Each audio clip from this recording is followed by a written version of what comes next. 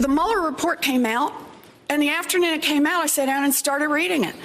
And I read it all afternoon, and I read it all night, and I read it into the next morning, all 448 pages. I got to the end, and there were three things that are just, man, there's no avoiding them. Part one, a hostile foreign government attacked our 2016 elections for the purpose of getting Donald Trump elected. Part two, then candidate Donald Trump welcomed that help. And part three, when the federal government tried to investigate part one and part two, Donald Trump, as president, delayed, deflected, moved, fired, and did everything he could to obstruct justice. If he were any other person in the United States, based on what's documented in that report, he would be carried out in handcuffs. Now,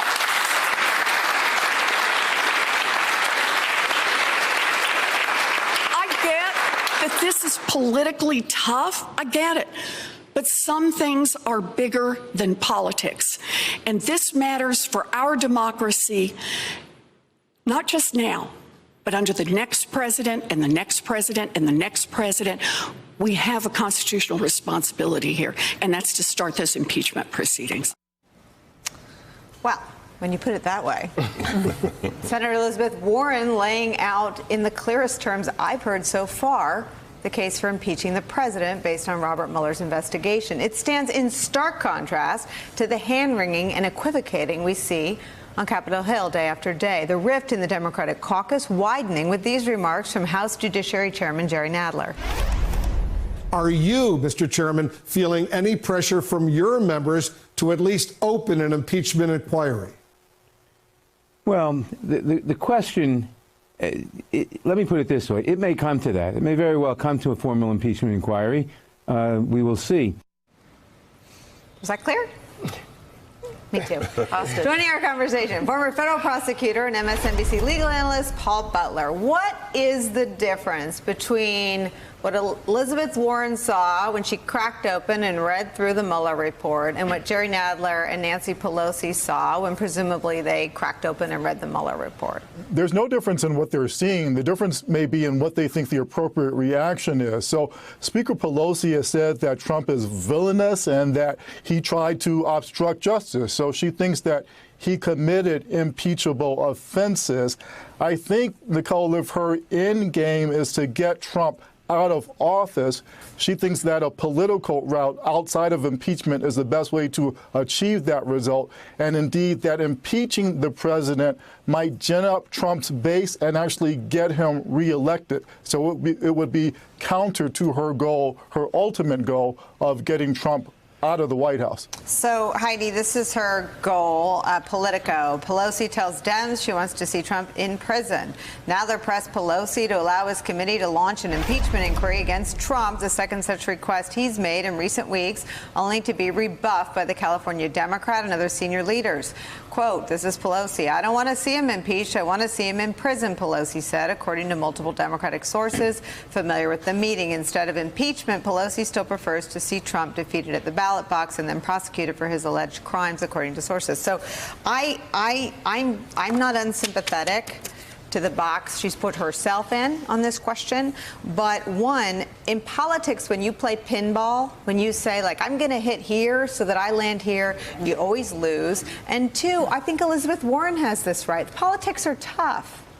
Politics are really tough. But there is such clarity among the voters. And when you act like you know better than your voters, that is a loser as well. And that is the losing battle potentially that they're playing here, Nicole, is that if you drill down into the numbers, if they really are just making this about public popular support, those numbers are moving. There's already up to 76% of Democrats who want impeachment. And we're starting to see in some of these town halls that not only are those numbers high, but there's some intensity to it because those voters see the same thing that Elizabeth Warren is articulating, by the way, in a way that we're not seeing anybody in leadership articulate because, yes, they are very spooked by history. They are very spooked by the fact that this would be a partisan impeachment inquiry and that the public cannot distinguish between opening an inquiry and an actual impeachment.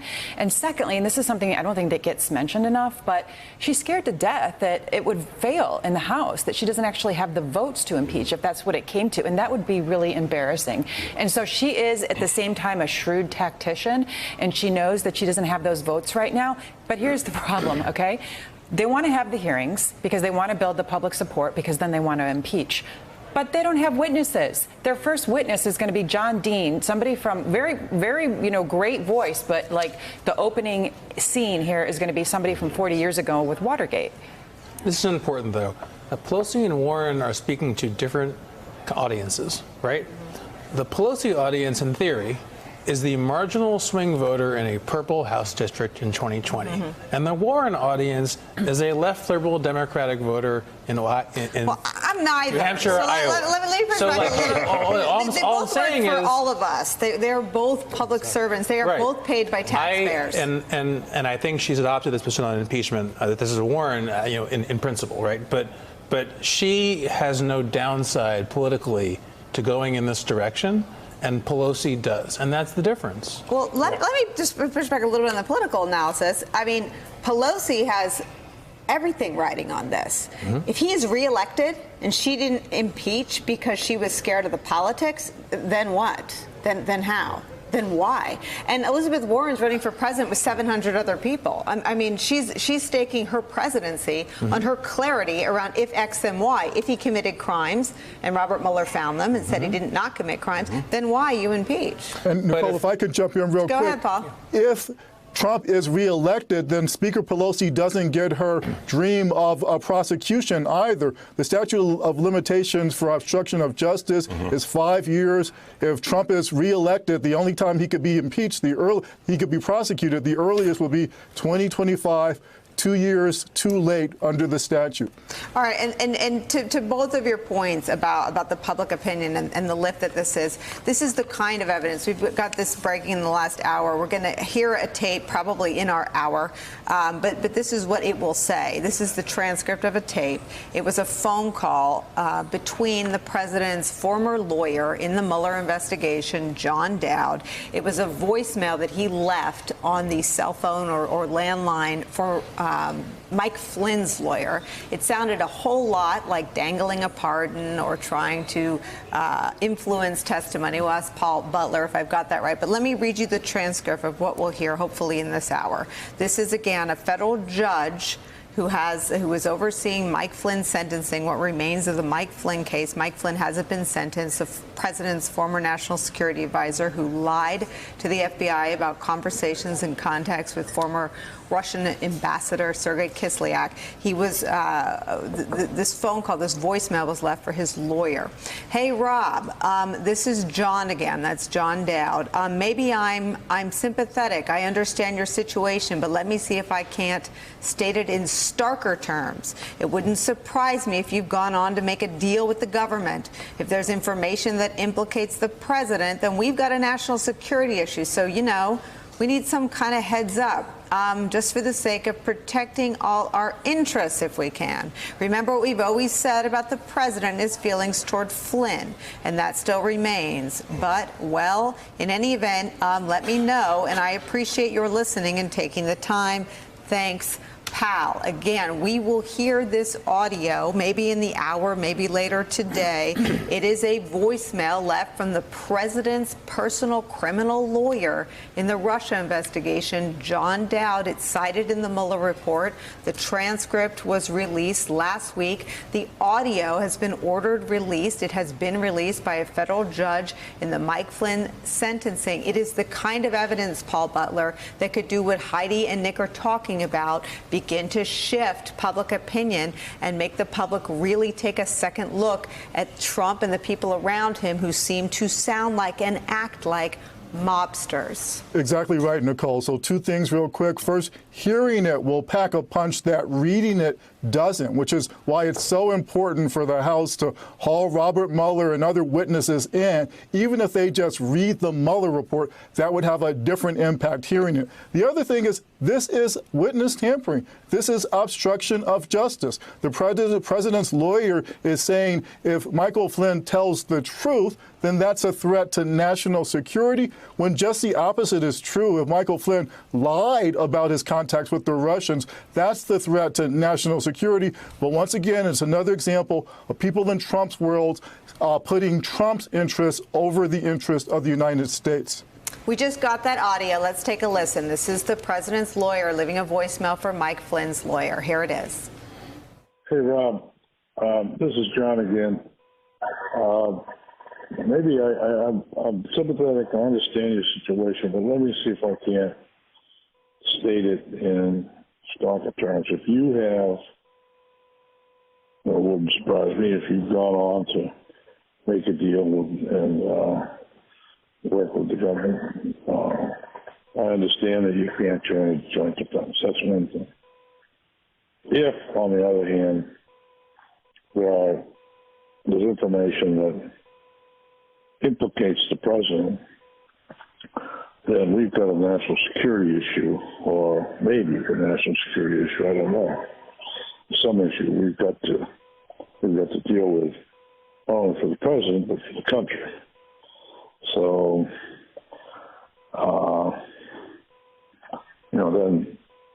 then we need some kind of heads up, just for the sake of protecting all interests, if we can, without you having to give up any confidential information. So, and if it's the former, then remember what we've always said about the president and his feeling toward Flynn. That still remains. But in any event, let me know, and I appreciate your listening and taking the time. Thanks, pal. Let me reset, and we can play that again. We are hearing for the very first time a phone call that was significant enough to Robert S. Mueller for it to have been mentioned in his report, the second volume, the obstruction report.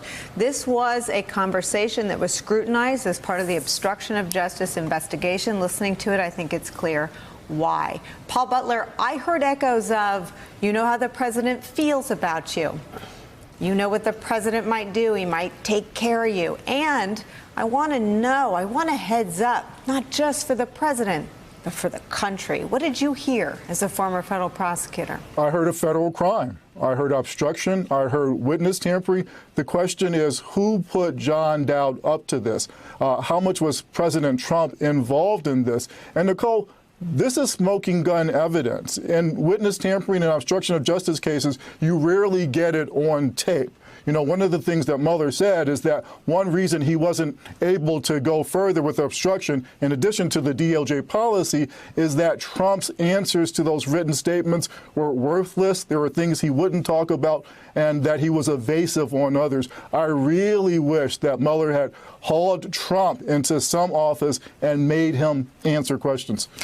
Let me put a few more factoids out there, and let me ask a few more questions. This was a period where once Mike Flynn pleaded guilty, the joint defense agreement was torn up, right? So they no longer had shared legal interests. This call was inappropriate on every level, right, Nick? Well, it's fascinating to think of Flynn's lawyer, Rob Kellner, having that voicemail and listening to it. Right. And what was he thinking when he heard that voicemail? Right. He probably gave it to him. And the fact that it exists and now exists for all of us. That voicemail was almost Trumpy in the sense that it was like a menacing word salad. There aren't a lot of great sound bites out of there. No, there are but none. It does paint the picture that you're saying, Nicole, which is to say he's cloaking the president's personal interest in an aura of national interest, and he's saying, do us a solid, tell us what's happening, work with us here, and maybe we can treat you well. Right.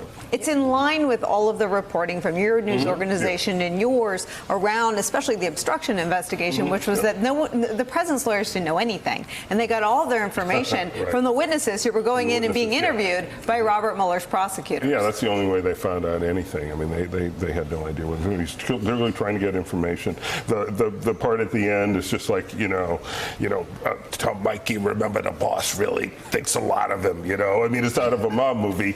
Like a bad one. A bad mob movie, yeah, So, once again, it's not a question of the evidence not being there. It is striking, and it makes a difference to hear it. But the evidence is there. So the question really is, does the House go forward? And as Nick said, Nancy Pelosi has two things she's thinking about. She's thinking about her House majority, and she's thinking about getting rid of Donald Trump. I'm not sure those are in conflict. She thinks those are in conflict, potentially. So let me come back to both of you on what an impeachment proceeding means. I mean, you had Jim Comey before this presidency began. We only learned this after he wrote his book and was doing interviews with George Stephanopoulos and others, describing his first meeting with the Trump team when he was there to brief them on the Russian attack on our democracy as a mob family. I mean, you could certainly marshal the witnesses and now the evidence from the obstruction investigation and other aspects of the investigation to change the politics if that's what Pelosi is hung up on. I would argue, though, that the politics are the wrong place to focus. These are people who act like bad mobsters. Nicole, this took me back to being in the hearing room with Michael Cohen, who said this is exactly how Trump talks. He doesn't actually tell you to lie. He suggests that you lie, and he makes a lot of suggestions and inferences. But the reason why this is so significant is because this brings us back to square one of this entire investigation and this entire controversy, which was the president asking Jim Comey to go easy on Michael Flynn because he knew that Michael Flynn knows something. And he needed to protect Michael Flynn, and then firing James Comey at the end of it all. And that is what launched this whole investigation. The thing that we still don't have an answer to, which shows whether there was a reward to the Russians, is what Michael Flynn knows about what the president knew in terms of his conversations with the Russians about the sanctions.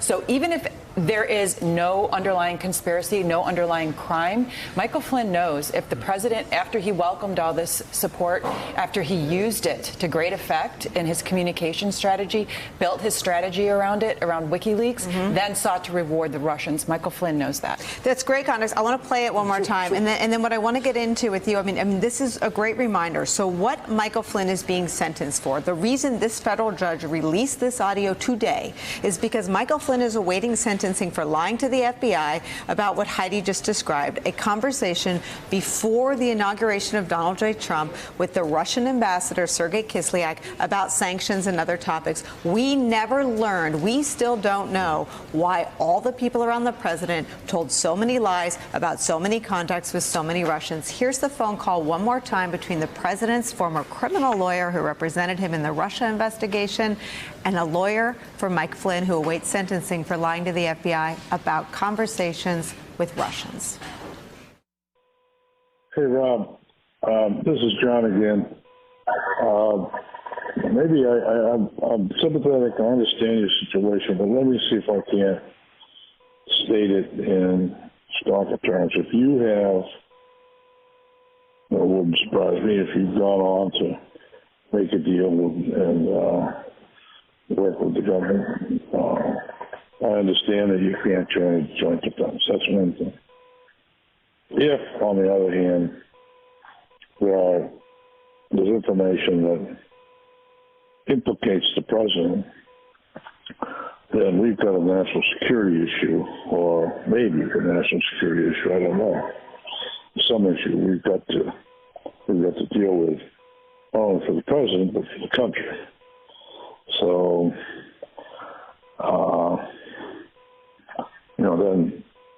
then we need some kind of heads up, just for the sake of protecting all interests if we can, without you having to give up any confidential information.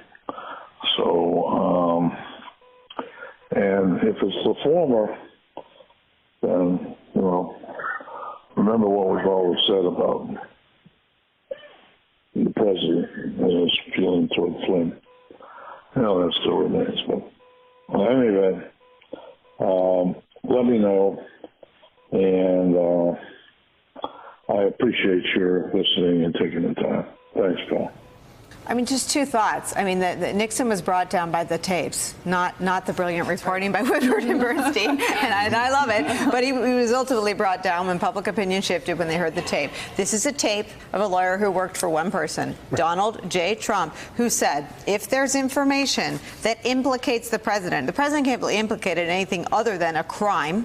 What would it implicate the president for other than a crime?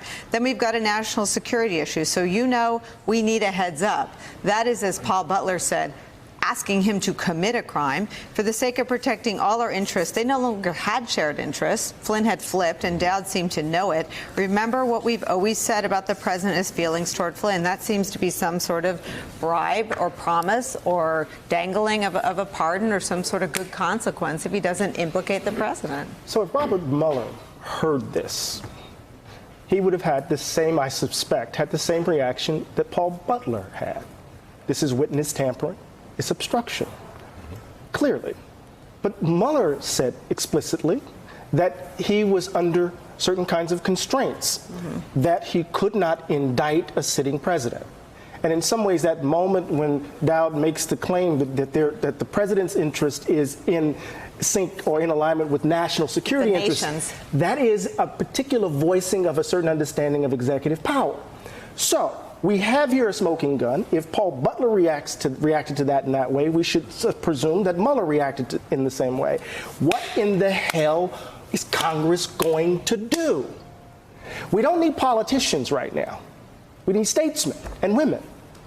We need folk to understand that the very system of checks and balances is at stake here. So what we're seeing here is what Mueller told us. If I told you, if he didn't commit a crime, I would have told you he didn't commit a crime.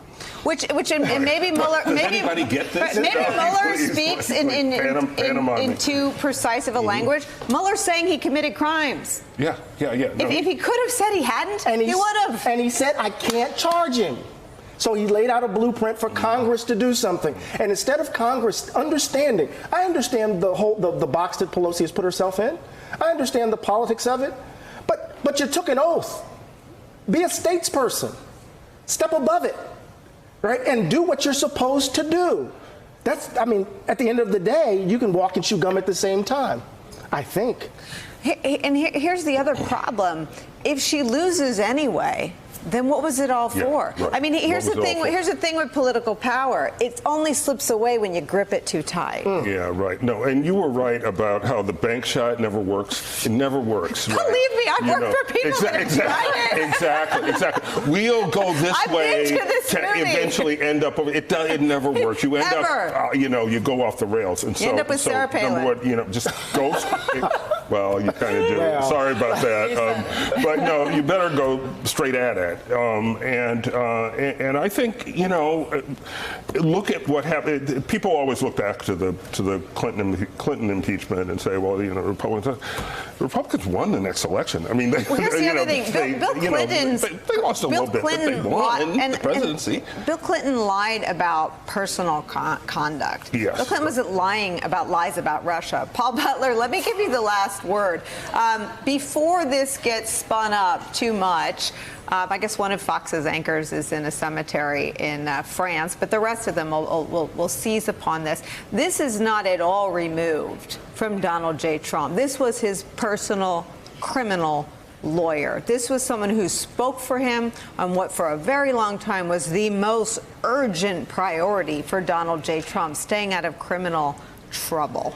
This is John Dowd on tape, now released, making all sorts of claims and commitments to a lawyer for a witness in the conspiracy investigation and the obstruction investigation, Mike Flynn.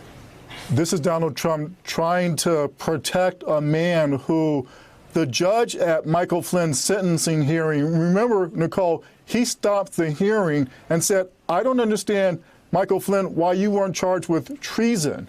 And we need more evidence from Mueller about why Mueller's giving you a break. And Mueller said because he was very helpful to the investigation. But the fact is, Michael Flynn betrayed his country, and now we hear Donald Trump's criminal lawyer saying yo, the president's got your back. The president's got warm feelings for you, dangling that pardon to a man who betrayed his country. Hey there, I'm Chris Hayes from MSNBC. Thanks for watching MSNBC on YouTube. If you want to keep up to date with the videos we're putting out, you can click subscribe just below me or click over on this list to see lots of other great videos.